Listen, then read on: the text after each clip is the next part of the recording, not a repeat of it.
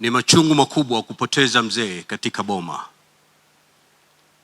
Na ukiangalia wasifa wa mzee mwenda zake, kimombo eulogy, mzee siku ya leo japo kwa majonzi, lakini ni vizuri kufurahia na kumpongeza Mwenyezi Mungu kwa kutupatia mzee huyu kwa hiyo miaka yote. Siku hizi ni nadra sana binadamu kuishi ile miaka mzee Edwin alibarikiwa kupatiwa na Mwenyezi Mungu. Kwa hivyo japo kuna majonzi, lakini katika majonzi haya tuchukue wakati kumshukuru Mwenyezi Mungu kwa kutupatia mzee huyu kwa miaka hiyo yote alotupatia. Na hakumpatia tu umri mzee, bali alimpatia baraka za familia. Mzee katika wasifu wake tulosoma, alikuwa na watoto si mmoja si wawili, watoto wengi. Watoto hawa wakamzalia wajukuu, wajukuu hawa wakamzalia vilembwe, vilembwe hivi vikamzalia vilembwekeza. Kwa hivyo ni mzee ambaye alipata baraka nyingi kutoka kwa Mwenyezi Mungu, na hivi leo japo kwa machozi ni vizuri tumwangalie ama tumregee Mwenyezi Mungu kwa shukrani kubwa kumpatia mzee huyu.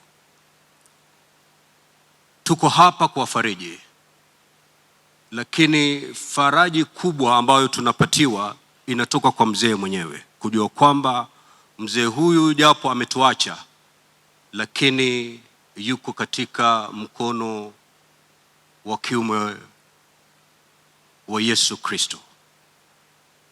Kama tulivyoambiwa katika wasifu wake, mzee aliishi maisha yake akiwa mwokovu, akikiri kwamba Yesu Kristo ni mwokozi wa maisha yake.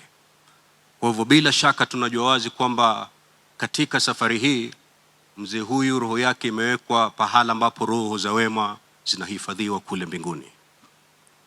Na katika Biblia watu kama hawa tunaambiwa kwamba tusiwe na hofu.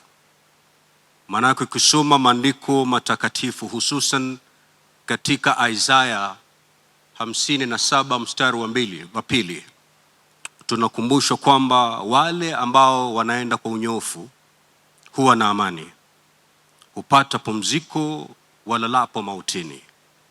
Those who walk uprightly enter into peace. They find rest as they lie in death. Bila shaka mzee kwa sababu ya yale maisha ya wokovu alioishi atapata pumziko kadri anavolala mautini. Kwa hivyo kadri tunavyokuwa na majonzi, faraji kubwa ni hiyo ya kwamba mzee yuko katika mapumziko kwa sababu ya yale maisha ambayo amelala. Mzee huyu alikuwa shina kubwa kwa familia hii, na kama vile Waswahili husema ni kwamba mti mkubwa ukianguka wana wa ndege huyumba. Ndugu yangu Davis Chirchir na ndugu zako, mmewachwa yatima, lakini Mwenyezi Mungu atawapatia bega la kuegemea wakati huu mgumu. Tunaomba kwamba wingu hili la huzuni Mwenyezi Mungu alifanya jepesi na pia aliepushe kwa haraka, ili mpate nguvu na kuangalia kile kizazi ambacho mzee amemwachia katika mabega yenu. Mwisho kabisa ni kuendelea kuombea roho ya mzee wetu.